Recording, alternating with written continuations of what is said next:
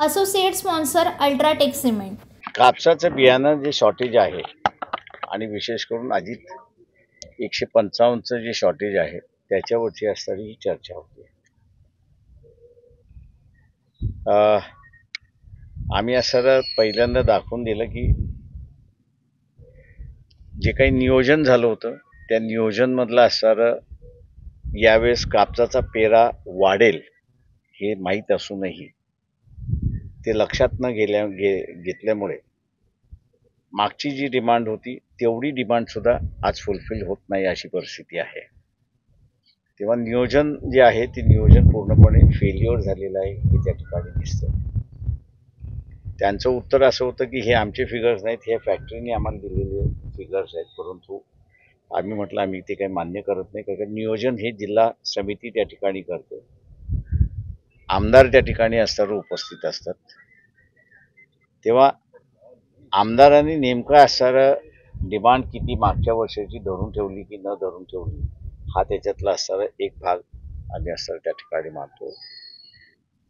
त्यांचं असं म्हणणं असं आहे की फॅक्टरीतलं अजितचं 155 प्रोडक्शन जे आहे तेच कमी झाल्यामुळे जेवढी डिमांड आहे तेवढी डिमांड आम्हाला पूर्तता करता येत नाही, परंतु अमरावतीमध्ये जे काही पत्रव्यवहार झालेला आहे आणि त्याच्यामध्ये ते म्हणतात की आम्ही पाहिजे तेवढं सप्लाय करू अशी परिस्थिती आहे. माझ्या अंदाजानं कोण खरं बोलतोय कोण खोटं बोलतोय हे कळणं मार्ग कठीण आहे त्या ह्याच्यामध्ये. किंवा आम्ही त्यांना दुसरं सजेशन असं दिलं की तेलारा अकोट इथला असणारा जो शेतकरी आहे किंवा अकोल्यातला काही भागातला जो शेतकरी म्हणजे खारपान पट्ट्यातला जो शेतकरी आहे तो अजित 155 हे घेतो याचं कारण की त्याचा उतारा जास्त येतो, 38चा उतारा येतो आणि 38चा उतारा येत असल्यामुळे त्याला 200-250 रुपये जास्ती मिळतात अशी परिस्थिती आहे. तेव्हा PKV बरोबर सुद्धा आम्ही असणारं बोललो, आम्ही स्वतः PKVशी असणारा कॉन्टॅक्ट केला होता आणि PKVच्या असणाऱ्या कॉटन रिसर्च सेंटरला असणारं मी त्या ठिकाणी विचारलं होतं की याची इक्वलंट व्हरायटी आहे का, तर PKVतले कुठलेही अधिकारी ह्याची इक्वलंट व्हरायटी कुठली आहे हे सांगायला तयार नाहीत अशी परिस्थिती आहे. आताही असणारं कलेक्टरांसमोर मी म्हटलं की पण ठीक आहे ही व्हरायटी अवेलेबल नाही, मान्य आहे त्याच्यामध्ये, पण ह्याच्या इक्वलंट व्हरायटी कुठली आहे याची तरी माहिती आपण असणाऱ्या शेतकऱ्याला त्या ठिकाणी दिली पाहिजे. परंतु हे झाल्यानंतर त्या ठिकाणी मान्य केलं की PKVची जी नोट येईल, PKVची जी नोट येईल त्या PKVच्या नोटमध्ये 38चा उतारा कुठल्या कुठल्या व्हरायटीमध्ये येतोय आणि खारपान पट्ट्यासाठी उपयोगी आहे त्याची माहिती असणारं आज संध्याकाळपर्यंत देतील अशी असणारी परिस्थिती आहे. त्या दोन गोष्टींवरती असणारं चर्चा त्या ठिकाणी झाली. त्याच्यानंतर आम्ही पुन्हा असणारा फर्टिलायझरच्या संदर्भातला सुद्धा मुद्दा त्या ठिकाणी उपस्थित केला की पाऊस सुरुवात झाला की त्याच्या संदर्भातही शॉर्टेज होतो, अमुक होतो, तेव्हा आतापासूनच लक्ष घातलं पाहिजे. आणि एक ऑल्टरनेटिव्ह अरेंजमेंट म्हणून आम्ही असं म्हणालो होतो त्याच्यामध्ये की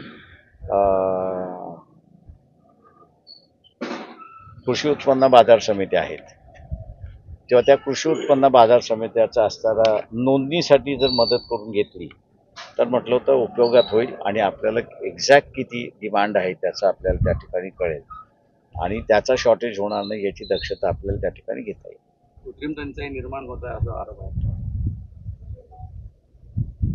जोपर्यंत फॅक्टरी स्टेटमेंट काढत नाही की आमच्याकडे अवेलेबल आहेत सीड्स, तोपर्यंत माझ्या अंदाजानं बाजारामध्ये जी काही परिस्थिती आहे ती परिस्थिती आपल्याला स्वीकारावी लागेल.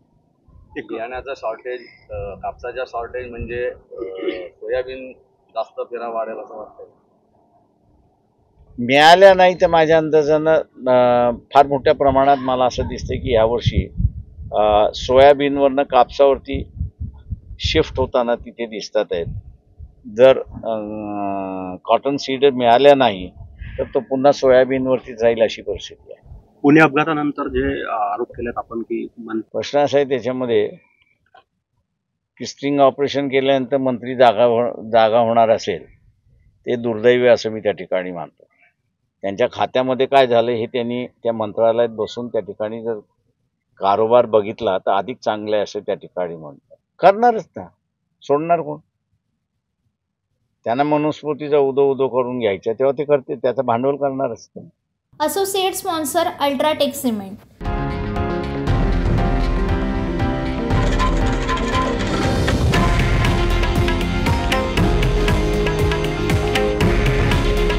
हे आहे देशातील नंबर 1 न्यूज नेटवर्क आणि आपण पाहत आहात TV9 मराठी.